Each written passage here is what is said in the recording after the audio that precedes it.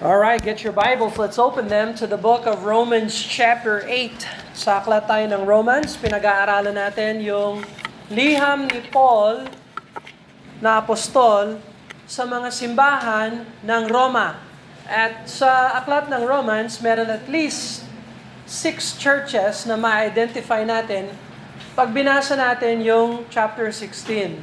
Pero wala pa tayo sa chapter 16.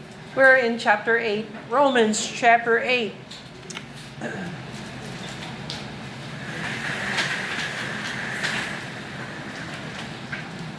Sa aklat ng Romans, nakita rin natin na nakabahagi ang aklat ng Romans sa mga sections ng sin, chapter 1, 2, 3, verse 21, salvation, chapters 4 and 5, tapos ngayon, yung tinatawag na sanctification o yung buhay na nakay Kristo. And so, there's a chart here that I kind of like a illustration chart. So, bago na tinanggap natin si Jesus Christ or bago tayo naligtas o bago tayo sumampalataya sa Kanya, yung buhay natin ay kinakarakterize ng aklat ng Romans as being in sin or in the flesh.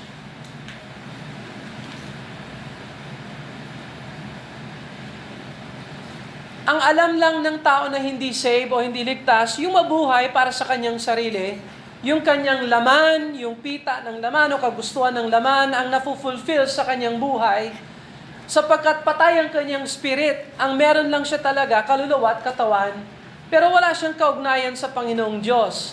Siya ay in the flesh. Siya ay under sin. Ang master ng buhay niya ay sin. Kasalanan.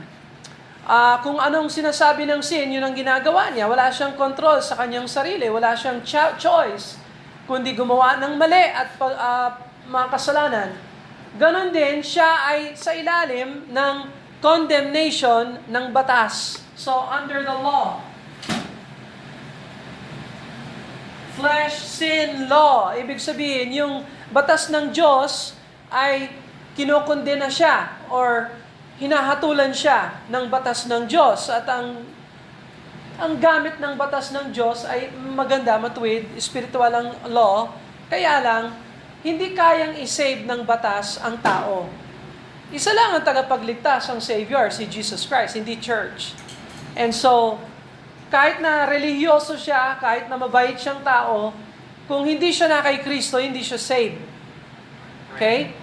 So, this is all in the flesh. Ito yung tinatawag ng Bible, old man, sinful nature, or flesh, yung buhay mo ay nasa flesh, old man. Tapos, kapag tinanggap mo si Jesus Christ, or ano ba, you believe on the Lord Jesus Christ as your Savior, gagawin kanyang new man. Yan yung born again. Ito yung first birth, ito yung second birth. So, born in the flesh is flesh, born of the Spirit is spirit. So, ito dito, in the Spirit. Kapag ikaw ay born again, saved, yung spirit mo na patay ay binuhay ng Panginoon, and now you are in Christ, you are now categorically in the Spirit. So yung Holy Spirit ang kumikilos sa iyo at nagtuturo sa iyo na gumawa ng tama, at nasa sa iyo yon bilang Kristiyano kung makikinig ka sa Holy Spirit. At maranasan mo yung victory na mabuhay na may victory sa Panginoon. Or malamang defeated Christian. So ngayon, tinuturuan tayo ni Paul sa Romans chapter 6, pag ikaw ay na-saved na, magpabaptize, sumali sa church. Kasi yung tinatawag nating growth, ay may experience mo yung lubos sa loob ng church. Kasi alam mo, nung sinave ka ng Panginoon, binuhay niya yung spirit mo, binigyan ka ng Panginoon ng gift na pwede mong gamitin sa paglingkod sa Diyos. Saan mo gagamitin yung gift na yan?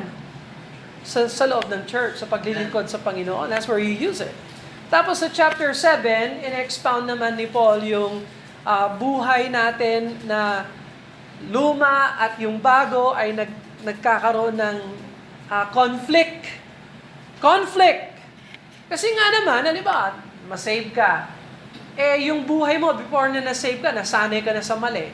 Nasanay ka gumawa ng mali. Nasanay ka sa maaaring naging habit sa buhay mo, yung mga kasalanan or whatever. So ngayon, merong pumapara sa atin, huwag kang gumawa ng mali, ituwid mo yung lakad mo sa Panginoon, at yan ang Holy Spirit ng Diyos. So He introduced us to the Holy Spirit sa chapter 8. So look at Romans chapter 8 verse number 12. Dito na tayo sa Romans chapter 8 verse number 12. Romans chapter 8 verse 12. Ipagpapatuloy natin yung lakad natin sa harapan ng Panginoon bilang Kristiyano. Now, kung hindi ka pa saved, itong message hindi para sa'yo. Kailangan muna ma-save ka. Kailangan muna tanggapin si Jesus Christ. Pagsisihan mo yung kasalanan, identify mo kung saan ang mali, tapos talikuran mo yung mali. Kung halimbawa yung mali, paniniwalang mali, pwede isurrender mo yung maling paniniwala sa tamang paniniwala. Kung yung kasalanan ay kasalanan sa buhay mo, sin, edi talikuran mo yung sin, tanggapin si Jesus Christ. Kung yung mali sa buhay mo ay yung gusto mo yung sarili mong puso ang masunod or yung sarili mong kagusto ng masunod, edi talikuran mo yung sarili mo at tanggapin si Jesus Christ. At anyway, tinatawag ka ng Diyos, masave muna. Before na mag-church, before na sumali sa church, before na mabaptize, before all of that, ang importante ay ikaw ay masave.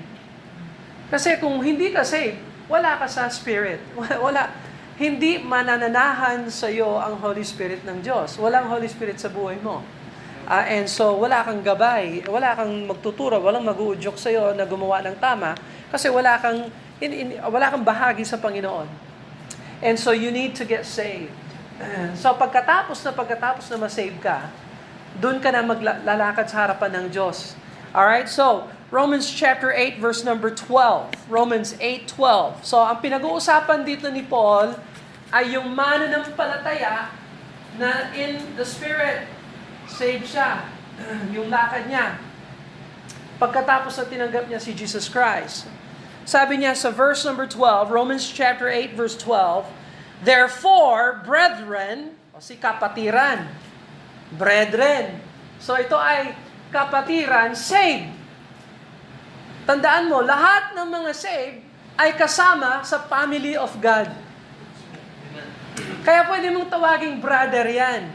Kung siya ay na kay Kristo, Baptist man yan, o Methodist, or whatever, Presbyterian, or I don't know, ano pang mga religious practices niya, or whatever, basta siya ay na kay Christ, siya ay brethren. Kasi bahagi siya sa family of God. Walang boundary ang family of God. Maaari kang lumaki sa US, maaari kang lumaki sa Pinas, maaari kang lumaki sa Russia, or China, or whatever. Pero kung ikaw ay tumanggap kay Kristo, ikaw ay kapatiran. You are a brethren. Okay? Now, hindi lahat ng brethren sa Bible ay mga kapatiran sa pananampalataya. Merong mga tinatawag na kapatiran dahil sila ay magkasing miyembro ng same country. Ano yung countryman sa Tagalog? Yon, kababayan. Yon. Pwede rin tawaging kapatid. Ibig sabihin kapatid dahil kababayan ko siya. Walang pinag-uusapan dun sa pananampalataya sa pamilya ng Diyos. That's a different mode of brethren. Pero sa verse na ito, ang kausap ni Paul ay ang mga simbahan o mga iglesia ng Panginoon. 6 na ma-identify mo sa Romans 16. And so alam mo yung mga kapatiran, they are born again, saved, they have been baptized, they have been following the Lord. And he's saying, therefore, brethren, we are debtors. May utang tayo, brethren. Not to the flesh. We don't owe the flesh anything. May utang tayo, pero hindi sa flesh. Not to the flesh, to live after the flesh. Wala na tayong responsibility. Wala na tayong utang na mabuhay pa sa lumang buhay at gampanan natin yung nais nating gampanan sa laman or whatever. Yung nakalipas na buhay natin, kalimutan mo na yan, wala kang obligasyon doon. So, ibig sabihin, ang kasalanan, walang kapangyarihan sa'yo. Yung batas, yung pagkondena ng batas, wala kang katatakutan sa condemnation ng law. Hindi yan para sa'yo bilang anak ng Diyos, bilang kapatiran. We are not debtors to live to the flesh, to live after the flesh. For if ye live after the flesh, ye shall die. So, ang tao na nabubuhay sa flesh, ano ang kahihinatnan ng tao na nabubuhay sa laman? Kamatayan, death. Now, yung death na pinag-uusapan niya dito, is eschatological death. Yung death na hinaharap ng mga tao na wala kay Kristo. They're in the flesh. So, ano ang destination ng mga tao na imbis na sumampalataya sa Panginoon, ayaw nilang sumampalataya sa Kanya, nagpapatuloy lang sa kanilang sarili. Ano ang maaasahan ng mga tao na yan? Death. At yung death sa Bible, hindi lang physical death, may spiritual death. In fact, 4 na beses ginamit ng aklat ng Revelation, second death. May first death pala, ayan, physical death. May second death, spiritual death. Yung pag sinabing death sa Bible, hiwalay. Hiwalay ka sa Diyos magpakailanman. That is physical death, spiritual death. In hell. Tapos yung hell, ilalagay pa sa lawa ng apoy. So meron pang mas mainit na lugar kaysa sa impyerno. There's something hotter than hell. Is the lake of fire. Anyway, death and hell will be cast into the lake of fire. Para yan sa mga natao na nasa in the flesh, in sin, under the condemnation of the law, going their own way. So, ano yung utang natin sa kasalanan? Ano yung utang natin sa laman? Wala na. Pinawalang sala tayo ng Diyos.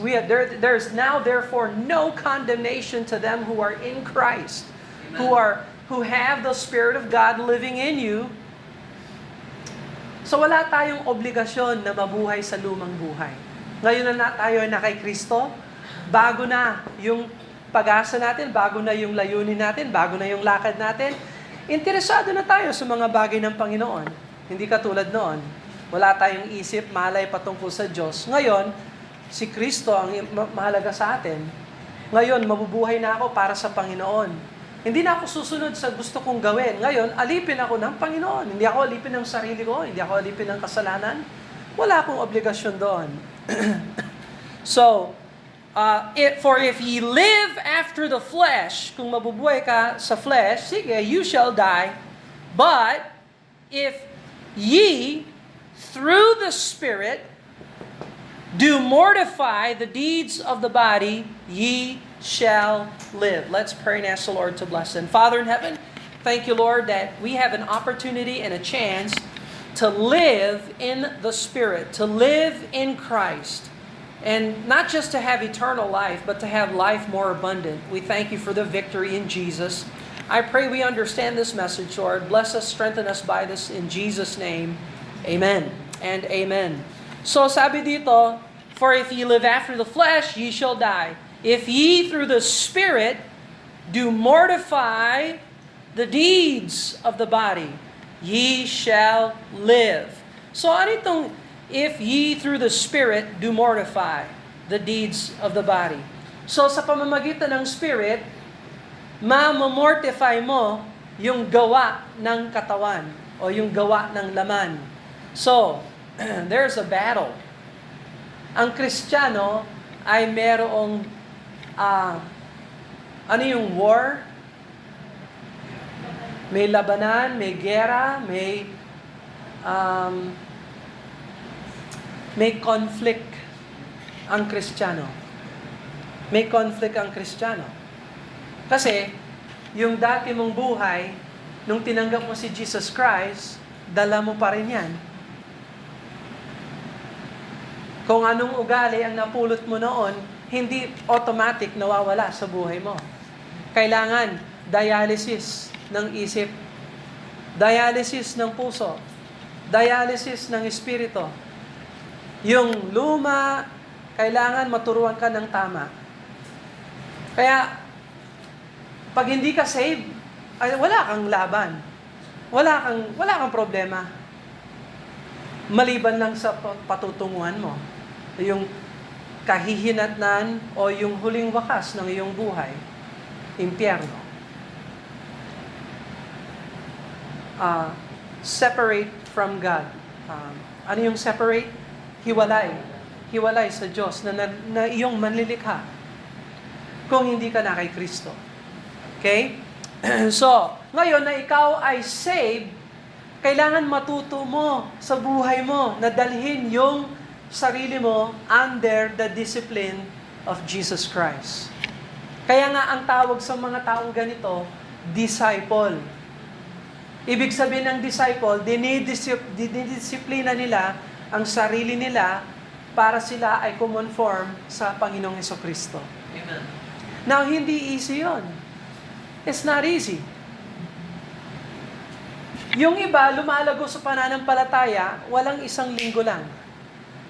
Na-save sila, dedicated sila sa Panginoon, lumalago sila sa pananampalataya. Tila every Sunday, pag nag-church sila, dala nila ang Bible nila.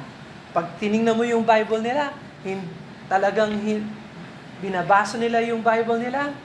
Nandyan yung pag-aaral nila, masigasig sila pumunta sa church. And they're growing in the Lord. Pero meron mga Kristiyano, ang kunat. Ilang taong ka na nag-church dito, wala ka pang alam sa Bible. May bisyo ka pa sa buhay at hindi ka pa surrender sa Panginoon. Amuin ka, parang flesh sin ang buhay mo. Yung pala na kay Kristo ka. So, gaano katagal before na ikaw ay lumago sa pananampalataya? Question, gaano katagal ang proseso ng paglago sa pananampalataya? How long does it take for you to grow in the Lord? Ha? Aabutin ka ba ng taon para lumago sa pananampalataya?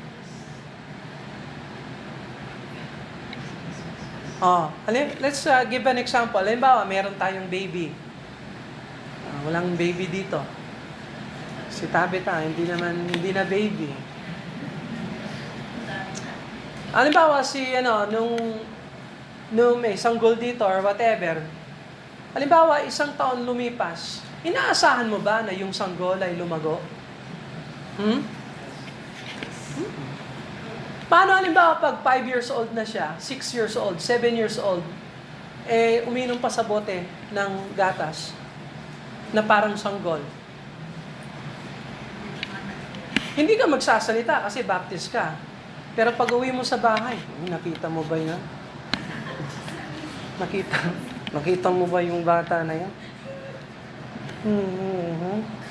Ilang taon na yan? 48 months? 4 years old na pala.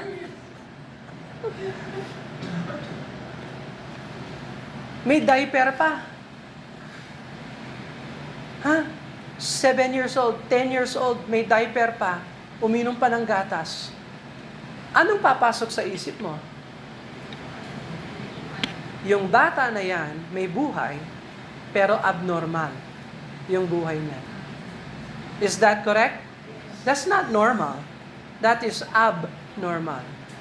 Ang Kristiyano na hindi lumalago sa pananampalataya, na hindi nagsosurrender sa Panginoon, at hindi nagdedesisyon na palitan niya yung buhay niya, abnormal na Kristiyano yan. Hindi yan ang Kristyanismo ng Scriptures. So ngayon, tuturuan tayo ni Paul kung anong dapat natin gawin para lumago sa pananampalataya. At ang una niyang sinabi dito sa pinag-aaralan natin, yung mga nakaraan natin na pag-aaral, inintroduce niya sa atin ang Holy Spirit. Kaya pagdating sa Romans chapter 8, bilangin nyo ilang beses niyang binanggit yung Holy Spirit. Ang dami niyang beses binanggit yung Spirit sa chapter 8. Sa unang chapter, konti lang. Maybe one or two mentions. Pero pagdating sa 8, Spirit, Spirit, Spirit, Spirit. So, verse number 13, "For if ye live after the flesh, ye shall die. But if ye through the Spirit do mortify the deeds of the body, ye shall live." Question, ano ang mortify? Kasi sabi niya, if you do mortify. So ngayon, ano nga naman ang ibig sabihin ng mortify? Hindi naman ginagamit yung word mortify sa kapanahunan natin ngayon. Do you know? Mortify? So pag tinanong ko kayo, ay sabi ni Paul, ye through the Spirit do mortify the deeds of the body. What is mortify? Anong sasabihin mong sa akin?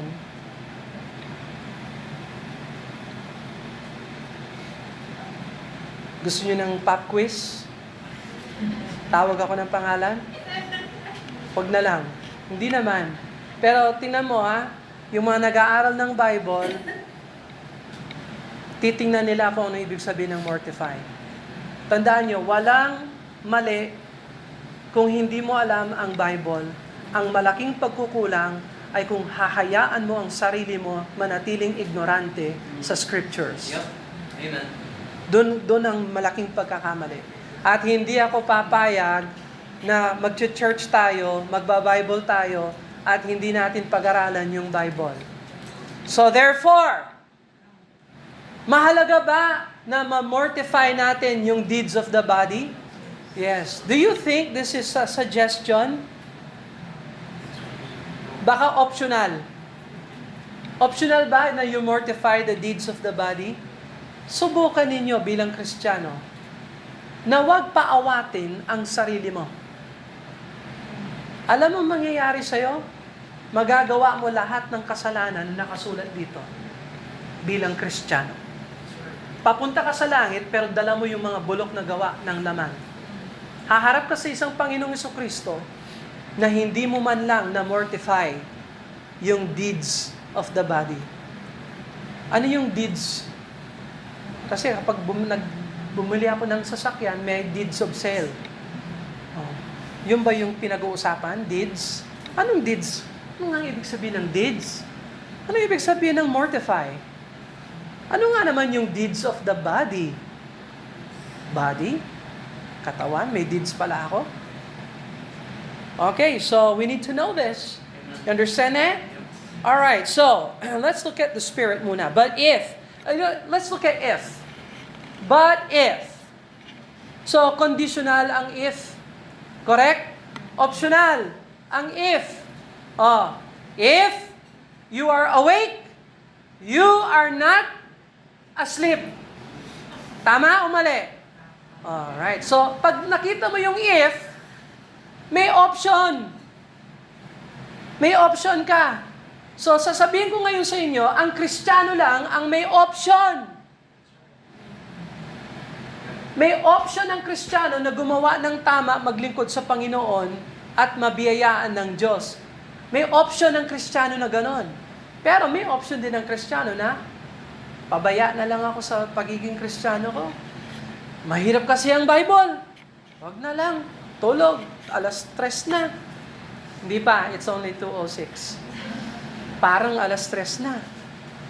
Or whatever. Kasi kumain na kami, naka-aircon pa. No? Kulang na lang yung bolster. Alam mo ba kung ano yung bolster? Mag-Sunday school ka kasi para alam mo yung bolster. But if ye, kayo, church, mga churches, but if ye, through the Spirit, sa pamamagitan ng Espiritu Santo, now, tandaan nyo ito, boys, girls, men, women, sana paulit-ulit kong masabi ito, pero hindi ko masasabi ito ng paulit-ulit. Pero sa lahat ng gagawin natin para sa Panginoon, kailangan it has to come through sa pamamagitan ng Holy Spirit ng Diyos. Kung maglilingkod ka sa Panginoon, it has to come through the Holy Spirit. It is through the power of the Holy Spirit of God. Ang laman natin, ang isip natin, ang katawan natin ay hindi sapat para maglingkod sa Diyos. We have no power, we have nothing. Nalikas sa sarili natin na makakapagbigay ligaya o kaluguran sa Diyos. Only through the Holy Spirit na pwede tayong maglingkod sa Diyos, na gumawa ng tama, na makita natin yung victory, na gusto, yung abundant life na pinangako ng Panginoong Jesucristo sa atin. It is only through the Holy Spirit. Now, yung katawan natin, mahilig sa pakikipag-away, mahilig makipagtalo, yung mahilig yung laman natin mahilig sa mali. At wala sa atin ang kapangyarihan na gumawa ng tama. We have to rely on the Holy Spirit of God. So when you preach, you got to preach in the Holy Spirit through the power of the Holy Spirit. When you teach, you have to teach through the power of the Holy Spirit of God. When you witness, you have to witness through the Holy Spirit of God. Kaya kailangan palagi tayong nakadepend, trust, asking the Lord to help. Kasi it is only through His power na magagawa natin yung dapat natin gawin. Apart from Him, we are nothing. And so through the Spirit, pwede pala nating ma-mortify yung deeds of the body. Okay. Ngayon, anong ibig sabihin ng mortify?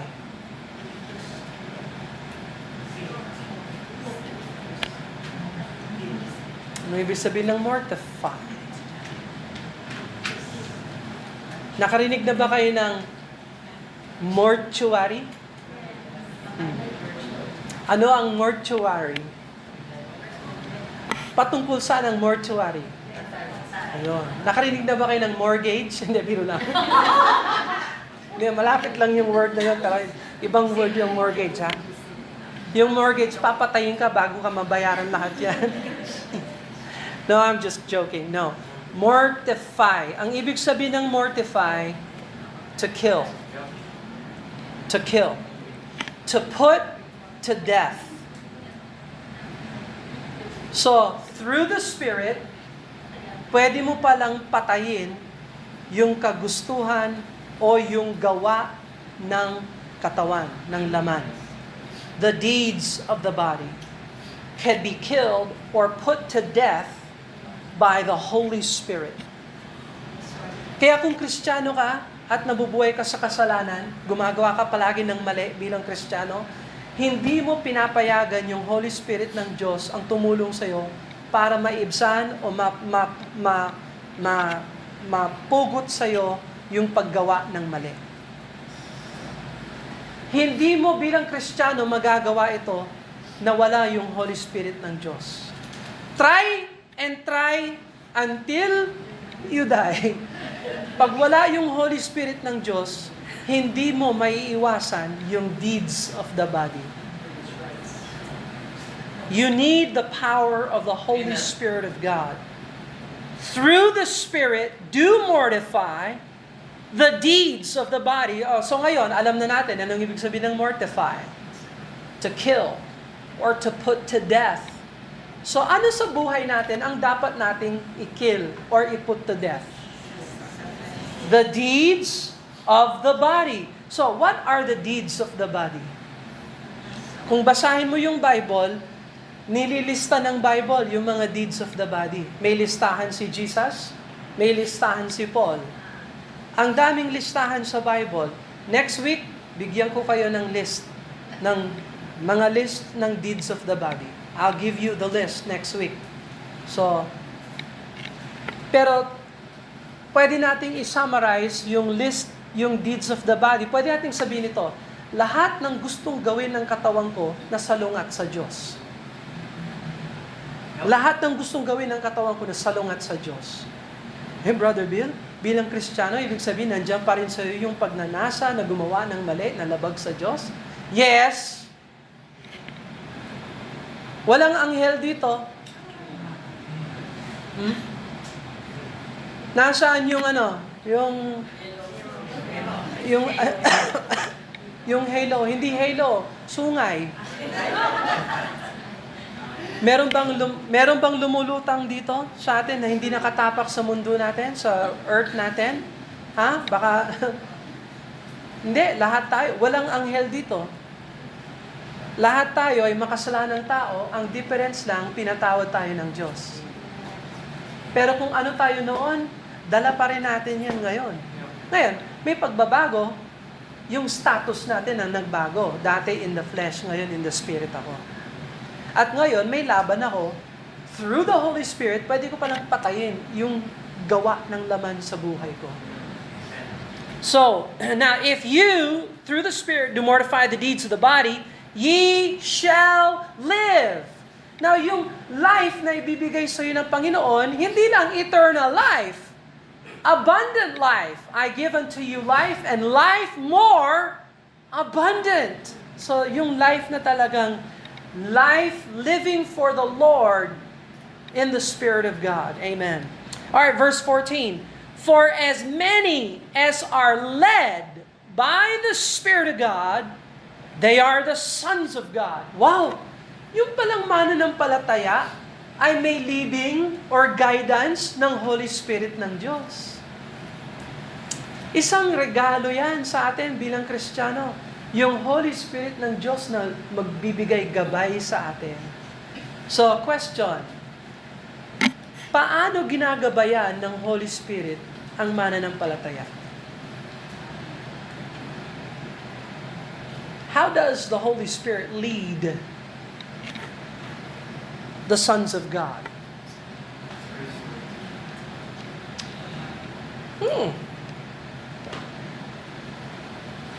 Next week, bibigyan ko kayo ng listahan kung paano yung Holy Spirit nagli-lead sa mga sons of God. Meron akong 12 points kung paano ginagabayan ng Holy Spirit ang kanyang mga anak.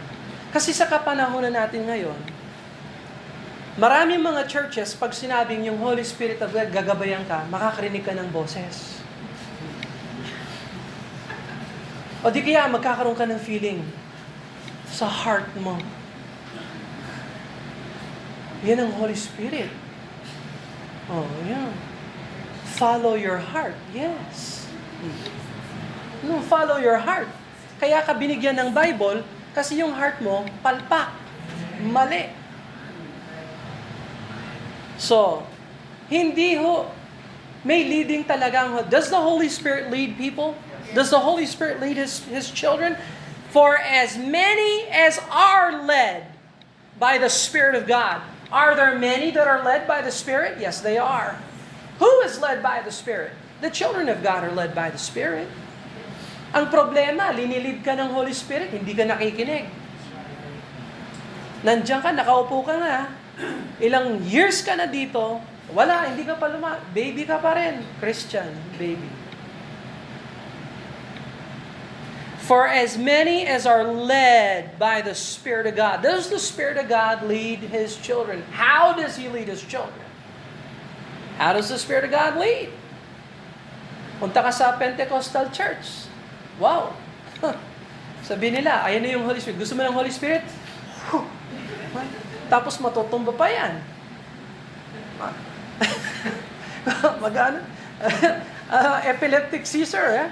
Sabi nila, I'm filled with the Spirit. Tapos magsasalita na yan kung ano-ano. Siyamalahin ba, syalakam, bababamba.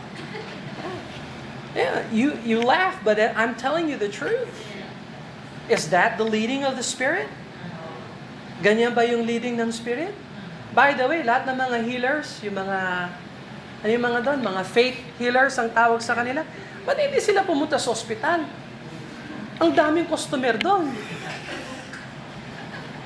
Ba't yung mga faith healers ang nasa church, tapos dadali mo yung sakit, yung may sakit pa ang lalapit sa kanila? Walang kwenta yon. Dapat kung may faith healing ka talaga, ikaw ang pumunta doon. Ganyanin mo lahat para lahat tumayo, umuwi na. Oh. Lahat. Puntahan, pati yung semeteryo, puntahan mo na rin para mabuhay sila. Oh. Bakit walang ganon? Kasi, tandaan nyo, fake yung mga ganon. Fake yung faith healers. That's so fake. Wala yung Holy Spirit doon. It's not the work of the Holy Spirit. Speaking in tongues, yung mga sinasabi nila tongues, speaking in tongues, that's not the Holy Spirit of God. In fact, demonic pa yan. Kasi yung Diyos, hindi siya author ng confusion. Amen. He is the author of the Word of God, the scripturated truth. So itong nagbibigay linaw sa atin. So how does the Spirit lead? How does He lead? So next week, balik kayo kung gusto nyong malaman kung how the Spirit leads. Okay? Bigyan ko kayo ng listahan ng deeds of the flesh, ng how the Holy Spirit leads, tapos pag-aralan nyo, pag nakita nyo yung mga kasalanan nyo doon, sabihin nyo, Lord, tulungan mo ako dito para hindi ko magampanan ito. Oh, yun. Tapos makita mo how the Spirit leads. Ay, kaya pala, ang dami palang ginagawa ng Spirit, hindi ko pinapansin. Alright, so, verse number 15. For ye have not received the spirit of bondage again to fear. Ito yon, yung spirit of bondage, dito yan. Spirit of bondage. Spirit of bondage. It's the spirit of bondage. Alipin ka sa kasalanan, alipin ka sa sarili mong laman, alipin ka sa sarili mong pag-iisip. Pero yung palang binibigay sa atin ng Spirit, kapag tayo ay tumanggap na kay Kristo or sumampalataya kay Kristo, but ye have received the Spirit of adoption. Spirit of adoption. Anong ibig sabihin ng adoption? Pag-aampon. Oh.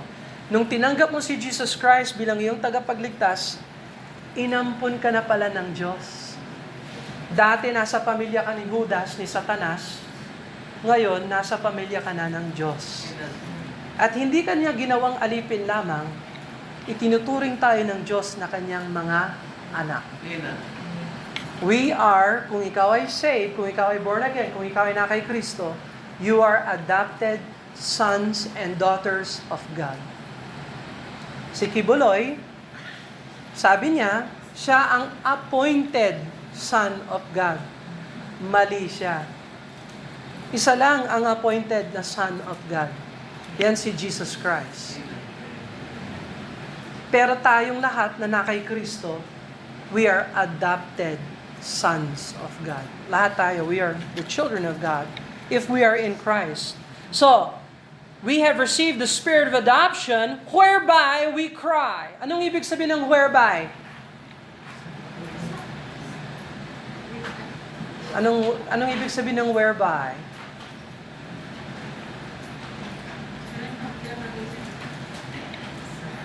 Yung whereby, lumang English yon. Ang moderno ngayon, by which. Sa pamamagitan. O kung saan. Kung saan. Yung whereby, kung saan. So, we have received the spirit of adoption, whereby, through the Spirit, or because of our position in Christ, because of God's adoption, through that, by which, or whereby, we cry, pwede na tayong tumawag, Abba, Father. Anong Abba? Abba. We can cry, Abba. So ano yung ibig sabihin ng Abba? Ha? Ayun, translate para sa atin, Father. So sa pamamagitan ng Spirit of Adoption, dahil tayo nasa family of God, pwede nating ituring at tawagin natin ng Diyos na ating Ama. Ating Father. Now, yung salitang Abba, anong lingwahe yan? Hindi yan English. Hindi galing Hebrew, pero anong Abba? A-B-B-A. Aramaic. So, yung mga salin natin, ilinagay lang sa English, hindi sinalin. Transliterate. So, yung mga letters, A, B, B, A, linagay na lang sa English. Kaya Abba. Yung salitang Papa galing sa Aba. Yung iba sa atin, yung tawag natin sa tatay natin, Papa. No? Naalala niyo si Pastor Tessin? Lahat ng mga daughters niya, ang tawag nila sa kanya, Papa. Papa. Galing yan sa Aba, Aramaic. Okay? So may karangalan, may honor pag sinabing Papa. Is that correct? Okay. Anong tawag niyo sa tatay niyo? Dad? Or Daddy? Okay? Tay? Tatay? Yan ay mga salita ng may karangalan. Do you understand that? Alright, now, sino ang may karapatan tumawag sa Diyos ng Ama? Yung anak ng Diyos, adopted. So malaking karangalan yan sa atin. Now, yung Aba, Aramaic.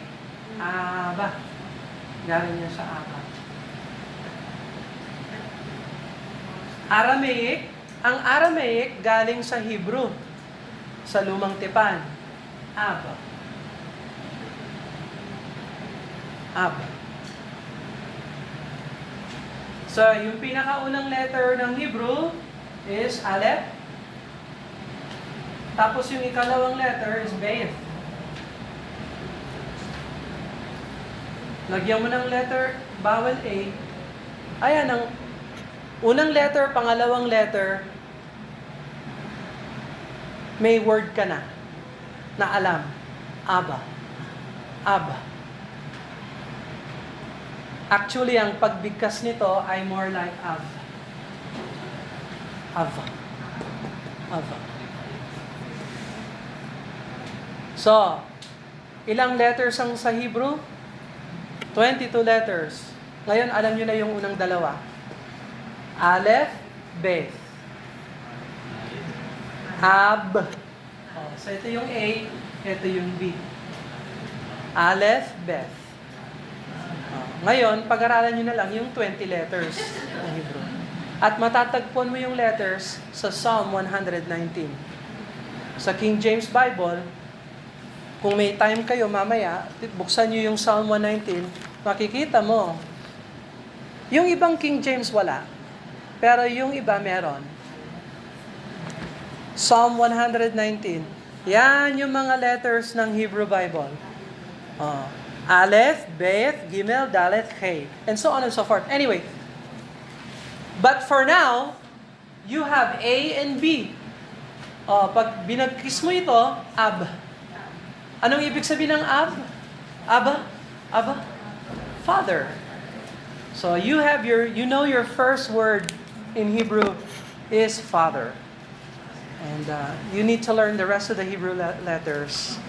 But we'll stick with the first two. Amen? Okay. Alright, so may alam na tayo sa Hebrew. Mahilig ba kayong mag-aral ng Hebrew? Kailangan pag-aralan ng Hebrew. Lalo na, pagbalik ni Jesus Christ, magtatayo siya ng kingdom. Hulaan nyo, saan siya magtatayo ng kingdom? Saan? Saan niya itatayo yung kingdom niya? Sa Malacanang? Hindi. Sa Washington? Sa DC? Pennsylvania Avenue? Saan niya itatayo? Where is Jesus gonna establish His kingdom? In Jerusalem. So, mag-aral na kayo ng Hebrew. Para ready na kayo pagdating ng hari. Hindi tayo malalamangan ng mga Jewish people. And that's a very important word, Abba, Father. Okay? For the Spirit itself bear witness with our spirit that we are the children of God. So yung Holy Spirit, pinapaalala niya tayo, anak ka ng Diyos. Anak ka ng Diyos. Kaya alam mo ang totoo, kahit na wala kang pastor, kahit na wala kang missionary, kahit na wala kang tagapagturo, kung nasa iyo ang Holy Spirit, alam mong gumawa ng tama.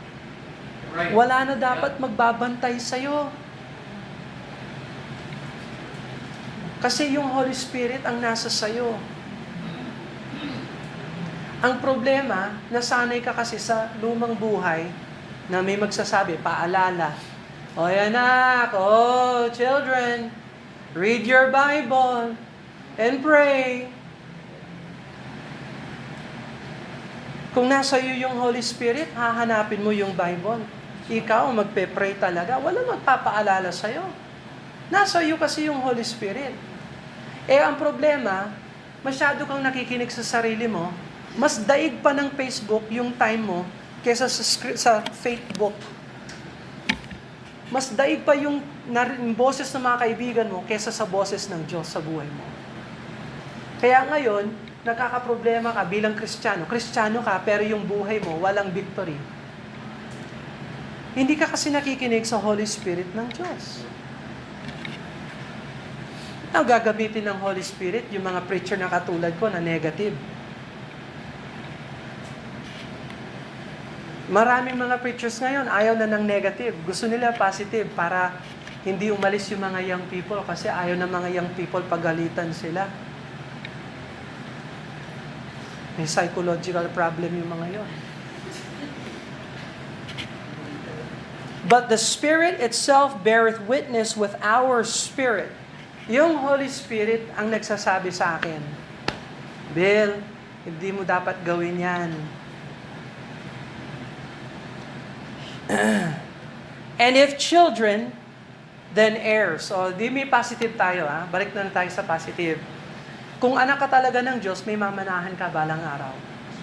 Amen. And if children, then heirs. And heirs of God. Sinong mamanahan mo balang araw?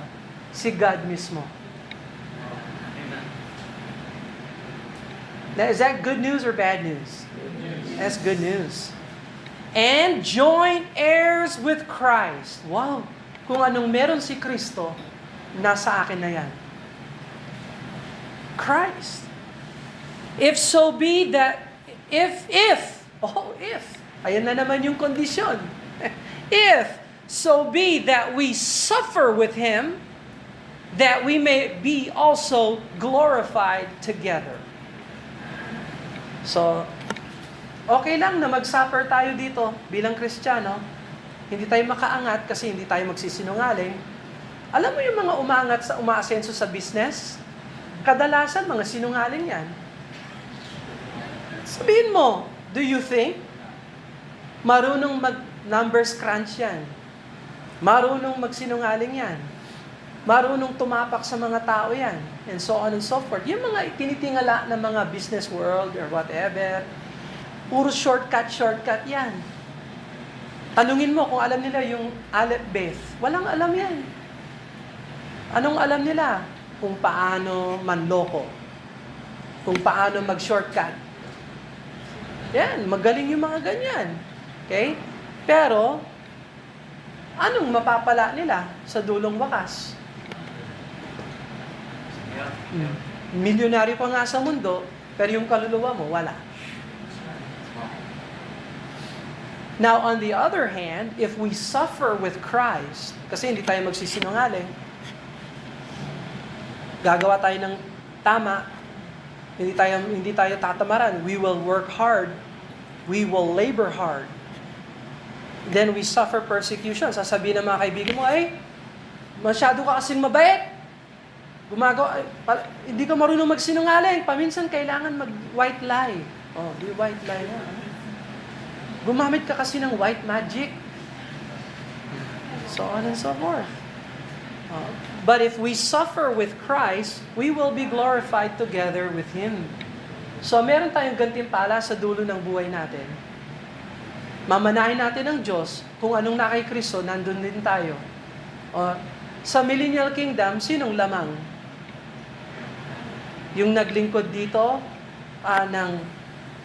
yung naglingkod sa gobyerno ng 6 years, o yung maglingkod sa gobyerno ni Kristo ng 1,000 years? Anong gusto mo? Kung may utak ka,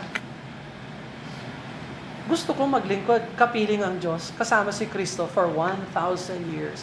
Pabayaan mo na itong 6 years dito, na hindi mo naman pwedeng i-correct yung tao, hindi mo mapalitan yung puso nila, lalong hindi mo naman makontrol yung sarili mo. Ba't mo i-control yung iba? Sinasayang mo lang yung efforts mo. The best thing to do is to find the will of God and do the will of God. Yan ang the best talaga. At magagawa mo yan through the power of the Holy Spirit of God. Alright, so next week I have 2 lists I'm going to give you. The list of the deeds of the flesh and the list of how the Holy Spirit of God leads us. 12 different ways. Let's pray. Father, I thank you, Lord, for today. And we thank you, Lord, for the Word of God that leads and guides us. We thank you for the Holy Spirit of God that bears witness with our spirit. We are the children of God, giving us assurance, giving us knowledge and wisdom, letting us know exactly who we are in Christ and the blessings that are ahead because of your grace and your mercy upon us. Help us to live unto your honor and glory through the Holy Spirit. Help us to mortify the deeds of the flesh. We pray these things in Jesus' name. Amen and amen. Habang nakayuko ang ulo, nakapikit ang mata, meron bang magsasabi, Brother Bill, hindi ako sure na ako ay saved. Hindi ako sure na ako ay born again. Kung tutuusin, wala ako kay Kristo. Pero nais kong magsisi at nais kong tanggapin si Jesus Christ bilang aking Panginoon, Diyos sa tagapagligtas. Kaibigan, kung ikaw ay ang pakitaas ng kamay, pag-pray ka namin. Anybody like that? God bless you, that's good. Anybody else? Please pray for me. I'd like to receive Jesus as my Savior. Anybody like that? Alright, how about this? Brother Bill, hindi ako perfect. Pero kilala ko si Jesus Christ. I know Him as my Lord and Savior. I know that I am adopted into the family of God. I am saved. I'm born again because I am in Christ. Kung yan ang iyong patutuo, pakitaas ang kamay. Let me see your hand. I know Him as my Lord and Savior. God bless you. That's good. I'm glad. Alright, hindi lahat nakapagtaas ng kamay. And I'll give you one chance. Isa pang chance. Brother Bill, hindi ako sure na ako ay saved. Pero nais kong masave. Nais kong tanggapin si Jesus Christ. Can I see your hand? God bless you. Anybody else? I'd like to receive Jesus as my Savior. Amen. God bless you. That's good. Alright, let's pray. Father in heaven, salamat Lord sa kabutihan po ninyo sa amin na mayroong 2, 3 na tunay na nais na tumanggap sa Panginoon. Lord, nawa ngayon, hindi sila maghintay. Tunay na sumampalataya sila kay Kristo at magsisi ng kanilang kasalanan. Tunay na tumawag sa Kanya, manalig sa Kanya, umasa sa Kanya, at bigyan niyo po sila ng kapayapaan, buhay na walang hanggan, Lord, dahil sa kanilang pananampalataya kay Kristo at pagsisisi ng kanilang kasalanan. Lord, i-bless po ninyo kami na lumago sa pananampalataya, Lord, na kami ngayon ay na kay Kristo, na hindi po kami manatiling baby sa pananampalataya, kundi sa pamamagitan ng Holy Spirit, matutunan po namin patayin ang pita o kagustuhan ng laman sa buhay namin at lumakad ng maayos sa inyong harapan. Salamat, Lord, sa Holy Spirit na nagtuturo sa amin ng mga ganitong bagay. I-bless niyo po kami, alang-alang kay Kristo. Ito po ang aming dalangin in Jesus' name. Amen and amen. God bless you. You are dismissed.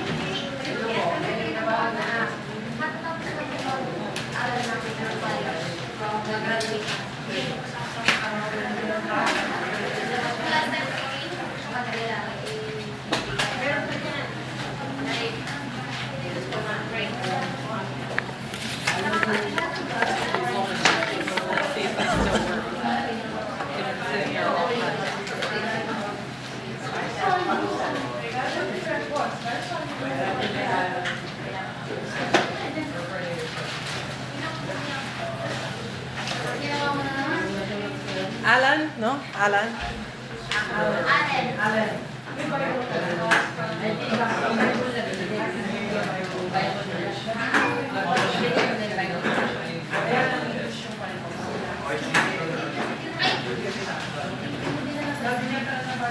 Ito po yung